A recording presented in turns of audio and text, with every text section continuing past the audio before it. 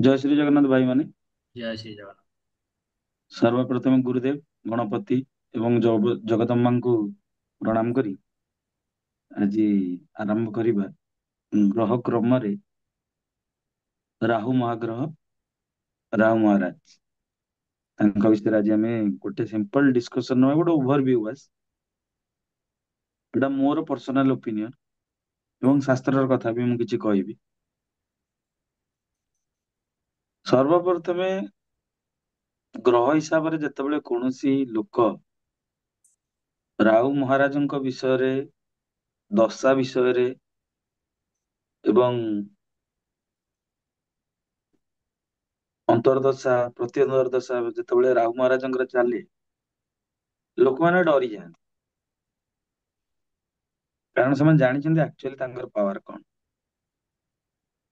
ଆଉ ଗ୍ରହ କ୍ରମରେ ଆମେ ଯେତେବେଳେ ସିରିଜ ଟା ବନଉଛୁ, ସେତେବେଳେ ଆମେ ଗ୍ରହର କାରକ ଉପରେ ସବୁ ଷ୍ଟାର୍ଟ କରିବା ପୂର୍ବରୁ ଆମେ ରାହୁ ମହାରାଜଙ୍କୁ ଷ୍ଟାର୍ଟ କରୁଛୁ। ହଠାତ୍ ମନ ହେଲା ରାହୁ ମହାରାଜଙ୍କ ବିଷୟରେ, ବାସ୍ତୁର ସିରିଜ ଚାଲିଥିଲା, ଆମେ ରାହୁ ମହାରାଜଙ୍କ ବିଷୟରେ ଡିସ୍କସନ କରିବାକୁ ହଠାତ୍ ମନ ହେଲା, ତ ସେଟା ଆମେ କରୁଛୁ। नो डाउट ପରାଶର ମହର୍ଷି ପରାଶର ତାଙ୍କୁ ତମ ଗ୍ରହ ବା ମାଲେଫିକ ପ୍ଲାନେଟ୍ସ, ପାପ ଗ୍ରହ ହିସାବରେ ରଖିଛନ୍ତି ଏବଂ ବହୁତ କ୍ଷେତ୍ରରେ ଦେଖାଯାଏ ସେ ତାଙ୍କର ପାପ ଫଳ ପ୍ରଦାନ କରନ୍ତି। ଆଉ ମଣିଷ ଯେବେ ଯେବେ ବି ତାଙ୍କର ଦଶା ଅନ୍ତର୍ଦଶା ପ୍ରତ୍ୟନ୍ତର୍ଦଶା ଆକ୍ଟ କରେ, ସେବେ ସେବେ ମଣିଷର ଚାଲୁଥିବା କାମ ରହିଯିବ, ନହେଲେ ବହୁ ରହିଯାଇଥିବା କାମ, ପୁରୁଣା ରହିଯାଇଥିବା କାମ ଚାଲିଯିବ। ତେଣୁ ଏଇ ଜିନିଷଟାକୁ ସମସ୍ତ ମୁଣ୍ଡରେ ରଖିବା ଦରକାର ଯେ नो डाउट ସେ ତମ ଗ୍ରହ, नो डाउट ସେ ବହୁତ ପାୱାରଫୁଲ ଏବଂ ସିଏ ନବଗ୍ରହ ମଧ୍ୟରୁ ଅନ୍ୟତମ। ପ୍ରଥମ କଥା, ଗ୍ରହଙ୍କୁ, ମହାଗ୍ରହଙ୍କୁ ଯେତେବେଳେ ଆମେ ଇଣ୍ଟରପ୍ରିଟ କରୁ କୁଣ୍ଡଳୀର ଫଳାଦେଶ ବେଳେ, କୌଣସି ଆଷ୍ଟ୍ରୋଲୋଜର କେବେ ବି କୌଣସି କଥାରେ ଆଜ ଇଟ ଇଜ କହିପାରିବନି କି ରାହୁ ମହାରାଜ କୋଉଭଳି ଭାବରେ ରିଆକ୍ଟ କରିବେ ତାଙ୍କର ଦଶା ପ୍ରତ୍ୟନ୍ତର୍ଦଶା ଅନ୍ତର୍ଦଶାରେ, କେହି ବି କହିପାରିବେନି। ଗୋଟେ ଜେନେରାଲାଇଜଡ କନସେପସନ ଯାହା ରହିଛି ମଣିଷ ମାନଙ୍କ ଭିତରେ, ଆଷ୍ଟ୍ରୋଲୋଜର ମାନଙ୍କ ଭିତରେ, କି ସେ ତମ ଗ୍ରହ, ସେ ଖରାପ ଫଳ ଦିଅନ୍ତି ଏବଂ ମ୍ୟାକ୍ସିମମ୍ କେସରେ ବି ଏଇଟା ଦେଖିବାକୁ ମିଳେ। କିନ୍ତୁ କିଛି ଜାଗା ଏମିତି ଅଛି, ଯଦି ରାହୁ ମହାରାଜ ଏକା କୌଣସି କୁଣ୍ଡଳୀରେ କାରକ ଗ୍ରହ ହେଇଗଲେ, ରାହୁ ମହାରାଜ ଏକା କୌଣସି କୁଣ୍ଡଳୀରେ କାରକ ଗ୍ରହ ହେଇଗଲେ, ତାହେଲେ ତାଙ୍କୁ କେତୁ ମହାରାଜଙ୍କୁ ଛାଡିଦେଲେ ଅନ୍ୟ ସବୁ ଗ୍ରହ ଯଦି ଗୋଟେ ପଟେ ବି ରହନ୍ତି, ତାହେଲେ ରାହୁ ମହାରାଜ ହୁଏତ ତାଙ୍କ ଉପରେ ଭାରି ପଡି ଯାଇପାରନ୍ତି। ରାହୁ ମହାରାଜ କେବଳ କେତୁଙ୍କ ପାଖରେ ନତମସ୍ତକ ହୁଅନ୍ତି, ଯୋଉଟା କି ଇଭେଞ୍ଚୁଆଲି ତାଙ୍କର ହିଁ ଶରୀର। ସମସ୍ତେ ଜାଣିଛନ୍ତି ରାହୁ ମହାରାଜ ହଉଛନ୍ତି ତମ ଗ୍ରହ ହିସାବରେ ଭ୍ରାନ୍ତି, ଧୋକା, ଚିଟିଂ, ମାୟା, ଇଲ୍ୟୁଜନ ର କାରଣ। ରାଜୁ ଟିକେ ମ୍ୟୁଟ କରିବେ, ଯୋଉ ଯୋଉଗୁଡାକ ଅନମ୍ୟୁଟ ଅଛି। ଠିକ ଅଛି। ତ ଭ୍ରାନ୍ତି, ଧୋକା, ଚିଟିଂ, ଇଲ୍ୟୁଜନ ର କାରକ ହଉଛନ୍ତି ରାହୁ ମହାରାଜ। हम्म। ଏବେ ରାହୁ ମହାରାଜଙ୍କର ସବୁଠୁ ବଡ ଗୋଟେ କନସେପସନ ହେଲା ଇଲ୍ୟୁଜନ ମାନେ କଣ। ସେଇ ପଦ୍ଧତିଟାକୁ, ସେଇ କନସେପ୍ଟ ଟାକୁ ସମସ୍ତେ ବୁଝିଯାଅ। ଇଲ୍ୟୁଜନ ମାନେ ଆକ୍ଚୁଆଲି ଇଲ୍ୟୁଜନ ମାନେ କଣ? ଇଲ୍ୟୁଜନ ମାନେ ହେଲା ଯୋଉଟା ଆକ୍ଚୁଆଲି ନାହିଁ, କିନ୍ତୁ ସେଟା କ୍ରିଏଟ ହେଇଛି ଏବଂ ଆମେ ତାକୁ ସତ ବୋଲି ମାନି ନେଇଛୁ। ଇଲ୍ୟୁଜନ ମାନେ ଏଇଆ ନା, ଯଦି ନର୍ମାଲାଇଜ କନସେପସନ ବୁଝିବା, ଇଲ୍ୟୁଜନ ମାନେ ହେଲା ଏଇଆ, ଯୋଉଟା ନାହିଁ ସେ ଗୋଟେ ଭ୍ରମ ସୃଷ୍ଟି କରିଛି। ଧର ଯେମିତି ସୂର୍ଯ୍ୟ ଉଦୟ ହେଲେ ବର୍ଷା ଦିନ, ଏବେ ବର୍ଷା ଚାଲିଛି, ବର୍ଷା ଭଳିଆ ପାଗ ହଉଛି, ଧୂଆଁଳିଆ ହେଇଯାଉଛି ଆକାଶ, ସୂର୍ଯ୍ୟ ମହାରାଜ ଦେଖା ଯାଉନାହାନ୍ତି, ଭଗବାନ ସୂର୍ଯ୍ୟ ଦେଖା ଯାଉନାହାନ୍ତି ଧୂଆଁଳିଆ ହେଲେ। ଠିକ ସେମିତି ରାହୁ ମହାରାଜ ଇଲ୍ୟୁଜନ କ୍ରିଏଟ କରନ୍ତି। ଯୋଉ ଭାବରେ ରହିବେ ସେ ଭାବର କାରକ ତତ୍ଵ ସମ୍ବନ୍ଧରେ ସେ ଇଲ୍ୟୁଜନ କ୍ରିଏଟ କରନ୍ତି। ଏବଂ ସେ ହଉଛନ୍ତି ଗ୍ରେଟେଷ୍ଟ ଏକ୍ସପାନ୍ସନ। ସେ ଗ୍ରେଟ ମାନେ ଖାଲି ଗ୍ରେଟ ବୃହସ୍ପତି, ଗୁରୁଦେବ ବୃହସ୍ପତି ଏକ୍ସପାନ୍ସନ କାରକ। ରାହୁ ମହାରାଜ ଏକ୍ସପାନ୍ସନ ନୁହଁ, ଗ୍ରେଟେଷ୍ଟ ଏକ୍ସପାନ୍ସନ, ଇନଫିନିଟି। ଏଇଟା ଆପଣ ପୁରା କ୍ଲିୟରଲି ଧ୍ୟାନ ରଖ। ତ ରାହୁ ମହାରାଜଙ୍କ ସମ୍ପର୍କ, ରାହୁ ମହାରାଜଙ୍କ ସମ୍ପର୍କ କୌଣସି ଭାବର କାରକ ତତ୍ଵ ପ୍ରତି ହେଲା, ତାହେଲେ ସେ ଭାବର କାରକ ତତ୍ଵକୁ ର ମାତ୍ରାରେ, ଫଳ ଦେବାର ମାତ୍ରାରେ ବୃଦ୍ଧି କରିଦେବେ, ଯୋଉଥିରେ କୌଣସି ସନ୍ଦେହର ଅବକାଶ ନାହିଁ। ସର୍ବପ୍ରଥମ ମୁଁ ଏଠି ଦିଟା ପଏଣ୍ଟ କହିବାକୁ ଚାହୁଁଛି କି ରାହୁ ମହାରାଜଙ୍କୁ ବୃଷରେ ଉଚ୍ଚ ଏବଂ ବିଛାରେ ନିଚ ବୋଲି କୁହାଯାଏ, ଯାହା ମଡର୍ନ ଡେ ଇଣ୍ଟରପ୍ରିଟେସନ ଆସୁଛି। ପ୍ରସଙ୍ଗ କ୍ରମେ ମିଥୁନରେ ଉଚ୍ଚ ଏବଂ ଧନୁରେ ନିଚ ବୋଲି କୁହାଯାଏ। ଠିକ ଅଛି।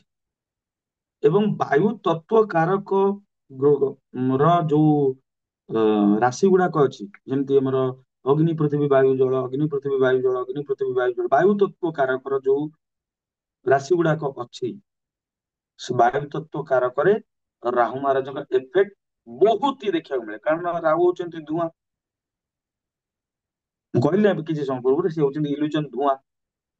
ତ ସେ ବହୁତ ଏକ୍ସପାନ୍ସନ ଦେଖିବାକୁ ମିଳେ।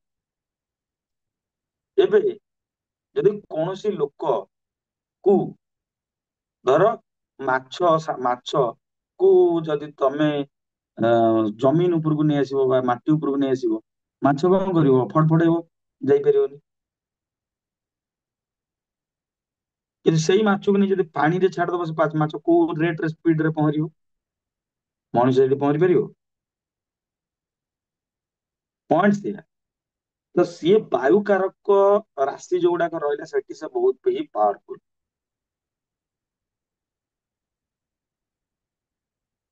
ଠିକ ଅଛି।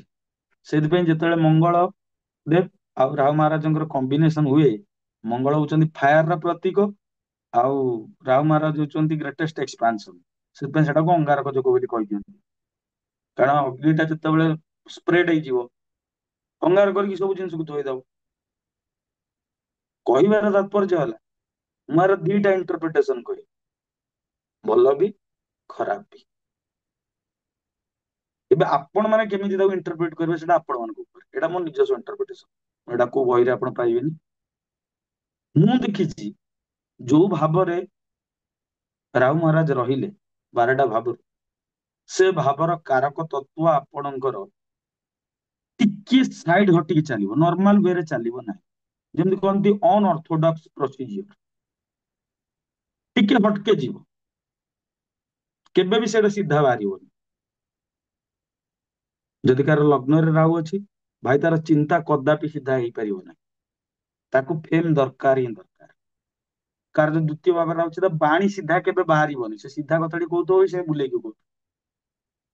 କାର ତୃତୀୟ ହାଉସ ରେ ରାହୁ ରହିଲା, ସେ ତାର ଯୋଉ ପରାକ୍ରମ ଟା କରିବ, ସେଟା ନର୍ମାଲ ଲୋକଙ୍କ ଭଳିଆ କରିବନି, ସେ ହଟକେ କରିବ। କାର ଚତୁର୍ଥ ଭାବରେ ରାହୁ ରହିଲା, ସେ ତ ଘରେ ରହିଦବନି, ଇନଫେକ୍ଟେଡ ହେଇଗଲା, ସେ ବାହାରେ ରହିବ, ଘରେ ରହିକି ସେ କିଛି ଗୋଟେ ଅଲଗା ତରିକା କରିବ। ହଁ, ଆଉ ଥାର୍ଡ ହାଉସ ରାହୁ ମାନଙ୍କର ବି ଏମିତି ଦେଖାଯାଏ ଯେ ସେମାନେ ପରମ୍ପରା ବିରୁଦ୍ଧରେ ଯାଇକି ବି କାମ କରନ୍ତି। ଠିକ ଅଛି। ଫିଫ୍ଥ ହାଉସ ରାହୁ ବାଲାଙ୍କର କଣ ହବ ନା, ଫିଫ୍ଥ ହାଉସ ରାହୁ ବାଲାଙ୍କର, ମୁଁ ଏଟା ନର୍ମାଲ କହୁଛି, ଏଟା ହଜାର ଇଣ୍ଟରପ୍ରିଟେସନ ହେଇପାରେ, ମୁଁ ଗୋଟେ ଗୋଟେ ଖାଲି କହୁଛି ତମକୁ ବୁଝେଇବା ପାଇଁ। ଫିଫ୍ଥ ହାଉସ ରାହୁ ବାଲାଙ୍କର କଣ ହବ? ବ୍ଲାଙ୍କଚାର୍ଟ, ଲଗ୍ନ ଭୁଲିଯା। ଏଠି ଲଗ୍ନ ଭୁଲିଯା, ଇରେସ୍ପେକ୍ଟିଭ ଅଫ ଲଗ୍ନ। କାରଣ ପ୍ରତ୍ୟେକ ଗ୍ରହର ସ୍ଥିର କାରକ ପ୍ରକୃତି ଅଛି, ପ୍ରତ୍ୟେକ ଗ୍ରହର ସ୍ଥାନ କାଳ ପାତ୍ର ହିସାବରେ ପ୍ରକୃତି ଅଛି। ମୁଁ ଆଉ ମନେ ରଖିଥା, ସ୍ଥିର କାରକର ପ୍ରକୃତି, ଭାଇ କୋଉ ଲୋକ ତାର ପ୍ରକୃତି କେବେ ଛାଡିଲେଣି? ସେମିତି ରାହୁ ମହାରାଜ ତମ ଗ୍ରହ ସେ ତାଙ୍କର ପ୍ରକୃତି କେବେ ବି ଛାଡିବେନି। ତମକୁ ତମ ଆଚାର ବ୍ୟବହାର, ଆଚାର ପରମ ଧର୍ମ, ଆଚାରଠୁ ବଡ ଧର୍ମ ନାହିଁ। ତମ ଆଚାର ଆଚରଣ ମଧ୍ୟ ମାଧ୍ୟମରେ ତାଙ୍କୁ ଜାଣିକି ତଦନୁପାତିକ କର୍ମ କର୍ମ କରିବାର। ଆଉ ଯେତେବେଳେ ସେଇଟା ନ କରିକି କହିବା ରାହୁ ମହାରାଜ ମତେ ଅସୁବିଧା କଲା, ତାହେଲେ ତମକୁ ଆଷ୍ଟ୍ରୋଲୋଜି ପଢିବା ଉଚିତ ଏବଂ ଡିପଲି ଜାଣିବା ଉଚିତ, ରିସର୍ଚ୍ଚ କରିକି ଭାଇ ଏ ଟାଇମରେ ଏଇ ଯୋଉ ଦଶାଟା ଫଳିତ ହଉଛି ମତେ ଏବେ କେମିତି କାମ କରିବ।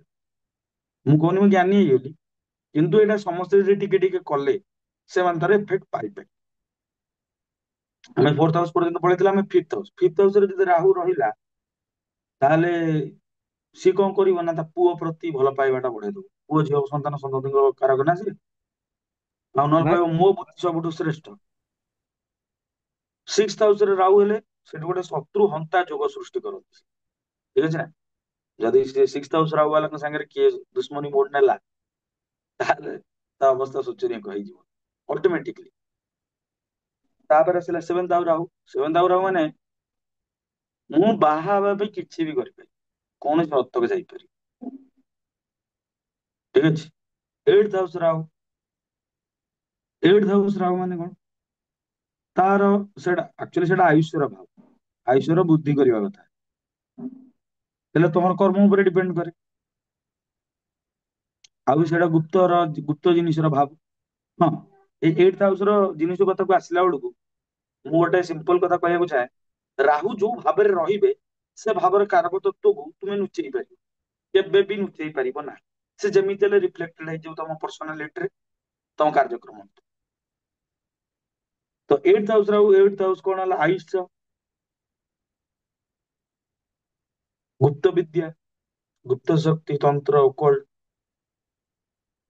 ତେଣୁ ଏଇଟ୍ଥ ହାଉସ ରିଲେଟେଡ ଯେକୌଣସି କାମର ସେ କାରକକୁ ବୃଦ୍ଧି କରିଥାଏ। ନାଇନ୍ଥ ହାଉସରେ ଆନସେଷ୍ଟର ଧର୍ମ ପିତା ବୃଦ୍ଧି ବି କରେଇ ପାରନ୍ତି, କମ ବି କରେଇ ପାରନ୍ତି, ଡିପେଣ୍ଡିଂ ଅପନ ଦ ସିଚୁଏସନ, ସ୍ଥାନ କାଳ ପାତ୍ର। ଟେନ୍ଥ ହାଉସ ରାହୁ ବହୁତ କର୍ମଟା ବହୁତ ବଡ କରିଦେବେ, ଭଲ ବି ହଉ ଖରାପ ବି।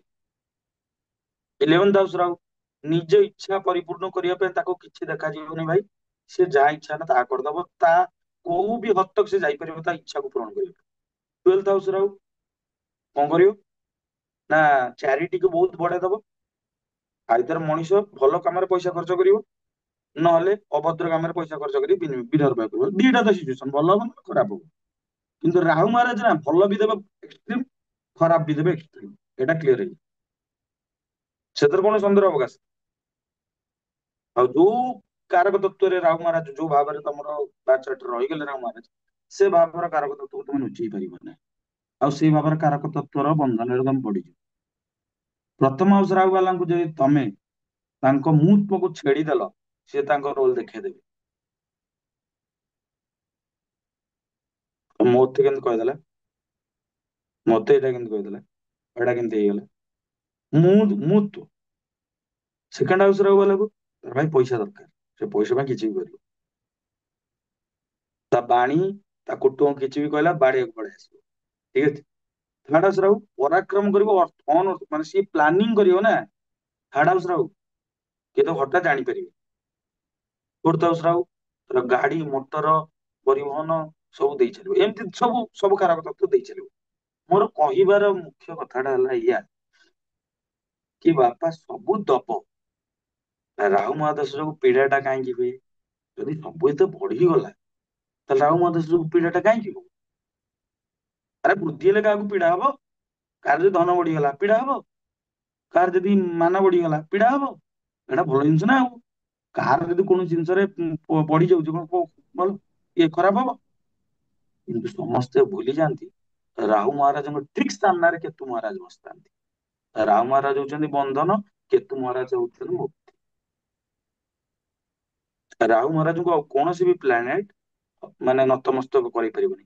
ସବୁ ପ୍ଲାନେଟ ସୂର୍ଯ୍ୟ ଦ୍ଵାରା ଅସ୍ତ ହେଇଯାଆନ୍ତି, କିନ୍ତୁ ରାହୁ ମହାରାଜ ସୂର୍ଯ୍ୟଙ୍କୁ ଅଗ୍ରସ୍ତ କରିଦିଅନ୍ତି, ସେଠି ଗ୍ରହଣ ଯୋଗ ହେଇଯାଏ, ଠିକ ଅଛି। ତେଣୁ ମୋର ସାଙ୍ଗ କହିବା କଥା ହେଲା ଯୋଉଠି ରାହୁ ମହାରାଜ ରହିଲେ, ଯୋଉଠି ରାହୁ ମହାରାଜ ରହିଲେ ସେ ଭାବର କାରକ ତତ୍ଵ ପ୍ରତି ତୁମେ ସଜାଗ ହେଇଯାଅ। କାରଣ ପୀଡା ସେଇଠୁ ହିଁ ଆସିବ ଯେତେବେଳେ ରାମ ମହାରାଜ ଅପରେଟ କରିବେ। କାହାକୁ ସମୟ ପୂର୍ବରୁ ଗାଡି, ଟଙ୍କା, ପଇସା, ପରିବହନ, ଘର ମିଳିଗଲା, ଯେତେବେଳେ କେତୁ ମହାରାଜ ଅପରେଟ କରିବେ ବା ରାମ ମହାରାଜଙ୍କ ଦଶା ଖରାପ ହବ, ସେ ସବୁଦିନ ପଳେଇବ, ଭୋଲାଟାଇଲ ହେଇକି ପଳେଇବ। ସେତେବେଳେ ତମେ କାନ୍ଦିବ, ଆରେ ମୁଁ ଯେତେବେଳେ ଚାହିଁନଥିଲି ମତେ ସବୁ କିଛି ମିଳିଗଲା, ଏବେ କିଛି ମିଳୁନି, ଏବେ ମୋର ସବୁଦିନ ହନ୍ତସନ୍ତ ହେଇଗଲା। ଯାହାର ଟଙ୍କାଟେ ଥିବ ଟଙ୍କାଟେ ଯିବ, ଯାହାର 10 ଲକ୍ଷ ଟଙ୍କା ଥିବ 10 ଲକ୍ଷ ଟଙ୍କା ଯିବ। ଠିକ ଅଛି, ପୀଡା ତ ସେମ ହବ ନା, କାରଣ ମୁଁ ସେ ଭାବର କାରକ ତତ୍ଵର ବନ୍ଧନରେ ଫସି ଯାଇଛି, ଦରକାରରୁ ଅଧିକ ମତେ ମିଳିଯାଇଛି, ଆଉ ସେଇଟା ଯେତେବେଳେ ପୁରା ପଳଉଛି ମୁଁ ସେଇଟା ସମ୍ଭାଳି ପାରୁନି। ପୀଡାଟା ଏଇଠି। ଯଦି ତୁମେ ଭାବିଦେଲ ଯୋଉ ଭାବରେ କାରକ ତତ୍ଵରେ ରାମ ମହାରାଜ ବସିଛନ୍ତି, ସେ ଭାବରେ କାରକ ତତ୍ଵ ପ୍ରତି ତୁମେ ଉଦାସୀନ ରହିଲ, ହେଲେ କେତେ ନହେଲେ କେତେ, ଲେଟ ଗୋର ଭାବନା ନେଇ ଚାଲିଲ, ହେଲା ହେଲା ନହେଲା ଦେଖିବା, ବନ୍ଧରେ ନ ରହିଲ। ଭାଇ ବୁଦ୍ଧଦେବଙ୍କର ସେ ବାଣୀଟା ମନେ ପଡୁଛି କହିଲା ଭିତରେ, କଣ ସେଟା ଥିଲା, କାମନା ହିଁ ଦୁଃଖର କାରଣ ନା କଣ ଏମିତି ଥିଲା। ଭାଇ ସେ କାମନା ଯୁକ୍ତ କରିଦବ ରାମ ମହାରାଜ, ଯୋଉ ଭାବରେ ରହିବ ସେ କାମ। ଯଦି ଫିଫ୍ଥ ଭାବରେ ରହିଲା, ତା ଫାଷ୍ଟ ସନ୍ତାନ ପ୍ରତି ତା ମା ପାଗଳ, ତାର କାହାର ଫିମେଲ ର ଚାର୍ଟ ରେ ଫିଫ୍ଥ ହାଉସ ରେ ରାହୁ ରହିଲା, ତାହେଲେ ଫାଷ୍ଟ ସନ୍ତାନ ପ୍ରତି ମା ଏମିତିଆ ପ୍ରେମ କରିବ, ଗୋଟେ ଦିନ ସେ ସନ୍ତାନ ତାକୁ ଛାଡିକି ପଳେଇବ। ଆଚ୍ଛା। ତେଣୁ ରାହୁ ମହାରାଜ ଯୋଉଠି ବସିଛନ୍ତି, ସେ କାରକ ତତ୍ତ୍ୱ ପ୍ରତି ଆମେ ସାବଧାନ ହେଇଯାଉ। ଇଏ ଏଇ ସେଇ କାରକ ତତ୍ତ୍ୱ ପ୍ରତି ଯେତେ ତମେ ଆଟାଚ ରହିବ, ଆଟାଚ ରହିବ ହିଁ ରହିବ ବାଇ ଡିଫଲ୍ଟ, କିନ୍ତୁ ତୁମ ମୁଣ୍ଡରେ ବି ରହିବା ଦରକାର, ରାହୁ ମହାରାଜ ଯାହା ଦିଅନ୍ତି କ୍ଷଣିକ ସମୟ ପାଇଁ ଦିଅନ୍ତି, ସେ ଭୋଲାଟାଇଲ, ସେ ପଳେଇବ କେତେବେଳେ। ଏ ଟିକେ ବି ଆଷ୍ଟ୍ରୋଲୋଜି ବିଷୟରେ ଜାଣିଛି, ଏ ଜାଣିଛି ଯେ ଆମେ ଏଠି ପଟ୍ଟା କରିବାକୁ ଆସୁନା, ଆମକୁ ବି ଦିନେ ଯିବାକୁ ହବ।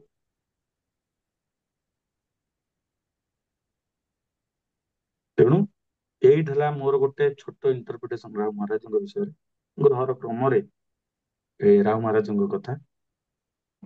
ନା ମୁଁ ରିମେଡି ବିଷୟରେ ଡିସ୍କସନ କରିବି, ନା ମୁଁ ଡିସ୍କସନ କରିବି ଯେ କଣ ହବ କଣ ନହବ ସେ ବିଷୟରେ ଡିସ୍କସନ କରିବି, କିନ୍ତୁ ଏହା ଡିସ୍କସନ କରିବି ଗୋଟେ ସିମ୍ପଲ ଆଡଭାଇସ ମୋ ତରଫରୁ, ଯୋଉ ଘରେ ରାହୁ ମହାରାଜ ଅଛନ୍ତି, ଯୋଉ କାରକ ତତ୍ତ୍ୱ ସହିତ ରାହୁ ମହାରାଜ ଅଛନ୍ତି, ସେଇ ଘର କିମ୍ବା ସେଇ କାରକ ତତ୍ତ୍ୱ, ଧର ଲେଟ ସେ କାର ଲଗ୍ନରେ ରାହୁ ଅଛନ୍ତି, ଆଉ ଲଗ୍ନରେ ସେ ସୂର୍ଯ୍ୟ ସହିତ ରହିଗଲେ, ଠିକ ଅଛି, ସୂର୍ଯ୍ୟ ସହିତ ରହିଲେ ଗ୍ରହଣ ଦୋଷ ହେଇଗଲା, ସେ ସୂର୍ଯ୍ୟର କଣ ଏଫେକ୍ଟ ଦେବେ ନା, ଚନ୍ଦ୍ର ସହିତ ରହିଲେ ଏଫେକ୍ଟ ଦେବେ ନା, କିନ୍ତୁ ଅନ୍ୟ ଗ୍ରହ ଯୋଉ ଗୁଡିକ ରହିଲେ ତାର କାରକ ତତ୍ତ୍ୱ ସହିତ ଏଫେକ୍ଟ ଦେବେ।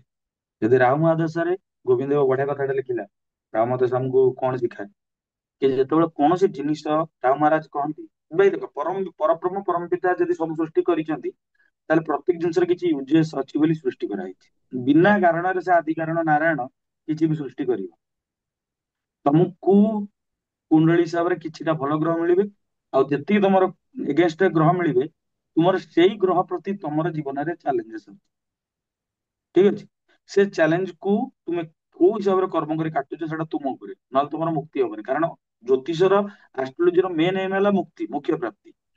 ଚାहे ସେ ମୁଖ୍ୟ ଜନ୍ମ, ଲୋକମାନେ ସେ ମୁଖ୍ୟଟା ଭାବନ୍ତି କି ମୁକ୍ତିଟା ଭାବନ୍ତି ଯେ କି ଜନ୍ମ ପରେ ଆସିବ, ମାନେ ମରିଗଲା ପରେ ଯୋଉ ମୁକ୍ତି ମୁକ୍ତ, ସେ ନା, ସେଇଟା ହଉଛି ମୁକ୍ତ ରହି କର୍ମ କରିବାର ଭାବ, ଯୋଉଥିରେ ମୁଁ ତ୍ୱ ନଥାଏ, କର୍ତ୍ତାର ଭାବ ନଥାଏ, କାରଣ ଆଦି କାରଣ ହିଁ ସବୁ ଚଲାନ୍ତି।